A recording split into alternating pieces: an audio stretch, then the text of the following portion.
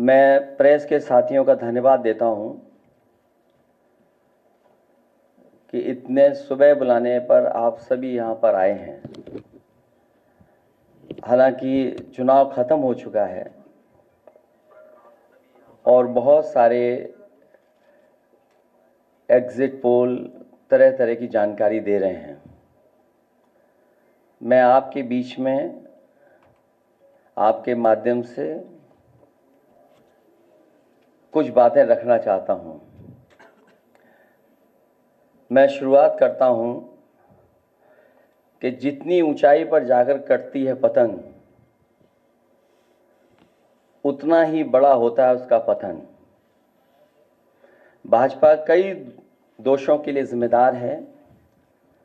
सामाजिक रूप से भाजपा ने देश में सौहार्द बिगाड़ा, व भाईचारा खत्म किया, जाति के खिलाफ जाति, संप्रदाय के खिलाफ संप्रदाय लड़वाया, संविधान द्वारा दिए गए आरक्षण को साजिशन खत्म करने के लिए बेरोजगारों से छल किया, पेपर लीक कराए, देश के लिए आगे बढ़कर लड़ने वालों की बहन बेटियों के लिए जानबूझकर अपने मंत्रियों से अपशब्द कहलवाए बढ़ाए, मणिपुर हाथरस महिला पहलवान, पिछड़े दलित अल्पसंख्यक व आदिवासियों पर अत्याचार और सबसे खराब व्यवहार किए जाने के लिए रिकॉर्ड बना।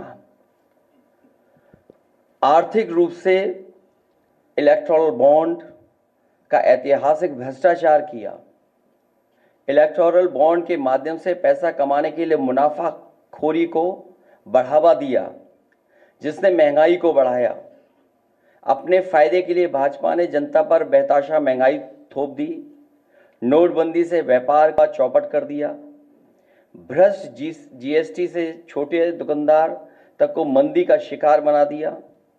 किसानों की जमीन हड़पनी चाहिए, काले कानून लाने चाहे, खाद की बोरी की चोरी की, लाभकारी मूल्य नहीं दिया, 35 सालों की सबसे बड़ी बेरोजगारी में देश को धकेला, महंगाई से गरीब को और गरीब बना दिया, अमीरों के अरबों के लोन माफ किए लेकिन किसानों के ऋण के लिए आत्महत्या के लिए मजबूर किया, ब्याज की दरें घटाकर मध्यम वर्ग की बचत को बेकार कर दिया,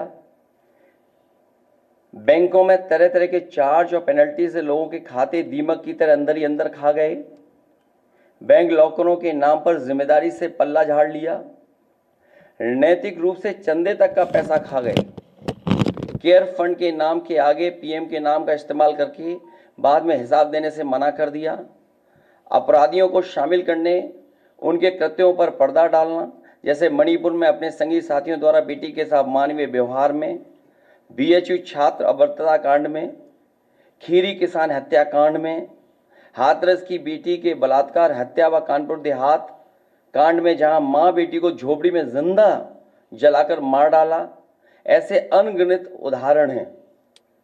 शारीरिक रूप से देखें तो भाजपा लोगों के शरीर स्वास्थ्य से भी खिलवाड़ किया, उसके भी दोषी हैं। भाजपा ने बिना जांच परखे जानलेवा वैक्सीन लगवाई, कमीशन खाकर गलत दवाइयों को पास करके लोगों का जीवन खतरे में डाला। इसका सीधा असर जनता की सेहत पर पड़ेगा और आने वाली पीढ़ियों की तंदुरुस्ती पर भी। भाजपा पीढ़ियों पर प्रहार की दोषी भी है।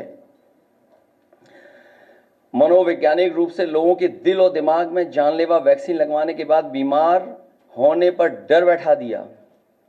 महिलाओं के अंदर असुरक्षा का भाव घर कर गया। युवा अनएम्प्लॉयमेंट या अंडर एम्प्लॉयमेंट से डिप्रेशन का शिकार हुआ। राजनीतिक रूप से चंडीगढ़ के मेयर चुनाव में कैमरे के सामने धांधली की, चुनी हुई सरकारें गिराई, खरीद फरोख्त का नकारात्मक सियासत को जायज ठहराया, पारिवारिक रूप से राजनीतिक फायदे के लिए परिवारों को लड़वा दिया, भाई के खिलाफ भाई को। मानसिक रूप से भाजपा ने अपने ही समर्थकों को हिंसक बनाया, मॉब लिंचिंग को मानसिक रूप से सही ठहराने की साजिश की, आपराधिक रूप से ऐसे लोगों को मंत्री पद दिया और बनाए भी रखा जिन्होंने किसानों की हत्या की, जो महिलाओं पर अत्याचार शोषण के दोषी हैं। न्यायालय तक में अपने लोग पिछले दरवाजे से सेट किए, न्यायाधीशों से खुलकर एक विचारधारा विशेष के लिए बयान दिलवाए, न्यायाधीशों को राजनीतिक पदों पर लालच देकर कानून तक को अपनी भ्रष्ट सोच से यही काम यूनिवर्सिटी, कॉलेज, स्कूलों में किया। नौकरशाही में लेटरल एंट्री के बहाने यही धांधली की। योजना आयोग खत्म किया। ED, CBI, IT, income tax को सरकार बनाने, बचाने और चलाने के लिए इस्तेमाल किया।